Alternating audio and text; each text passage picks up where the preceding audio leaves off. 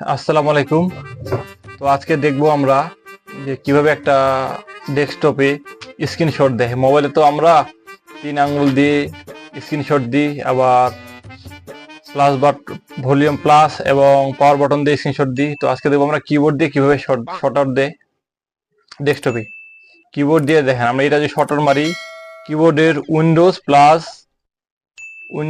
Plus part score Shark এই বাটনটা click করলে আমাদের স্ক্রিনশট হয়ে যাবে। দেখেন আমি স্ক্রিনশট দিয়ে দিলাম। আবার বলতেছি উইন্ডোজ প্লাস পার্ট স্কোর আমাদের স্ক্রিনশট হয়ে যাবে। দেখেন আমরা এখানে স্ক্রিনশটটা যদি দেখে, এখানে লেখা আছে স্ক্রিনশট। এই যে দেখেন, এই দেখেন আমি 2বার স্ক্রিনশট দিছি। এই দেখেন এখানে আমার 2বার স্ক্রিনশট চলে আসছে। দেখেন